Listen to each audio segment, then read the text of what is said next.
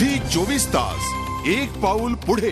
भारतीय men's doubles tennis star Mahesh Bhupathi 2013 नंतर आंतरराष्ट्रीय टेनिस करिअरला अलविदा करणार आहे। कोलकाता इथे एका टेनिस अकॅडमीत टेनिस प्लेयर्सना मार्गदर्शन करण्यासाठी आलेल्या भूपतीनं रिटायर होणार असल्याचं सांगितलंय।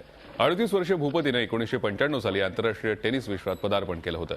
महेश भूपतीला सिंगल्समध्ये फारशी चमकदार कामगिरी करता आली नाही, मात्र मेन्स डबल्समध्ये भूपतीचा आलेख उंचावत राहिला। आतापर्यंत करिअरमध्ये 51 डबल्स टायटल्स जिंकणाऱ्या भूपतीनं 26 एप्रिल 1999 साली टॉप रँकिंगवरही कब्जा केला होता। महेश भूपतीनं 2006 साली ऑस्ट्रेलियन ओपनचं जेतेपद मिळवताना ग्रँड स्लॅमही पूर्ण केलं। महेश भूपती मिक्स डबल्समध्ये यशस्वी ठरलाय। लिएंडर पेस आणि महेश भूपती या जोडीनं भारताच्या टेनिस विश्वावरती एक गारुड केलं होतं। अनेक महत्त्वाचे विजय या दोघांनी मिळवले, अनेक टुर्नामेंट जिंकल्या आणि त्यामुळे या दोघांची जोडी संपूर्ण टेनिस विश्वात डबल्समधली सर्वोत्कृष्ट जोडी म्हणून ओळखली जायची। आता महेश भूपती 38व्या वर्षी रिटायरमेंट घेणार आहे। पुढच्या वर्षी 2013 मध्ये तो रिटायर होणार आहे असं त्याने नुकतंच सांगितलेलं आहे। कोलकात्यात एका टेनिस अकॅडमीमध्ये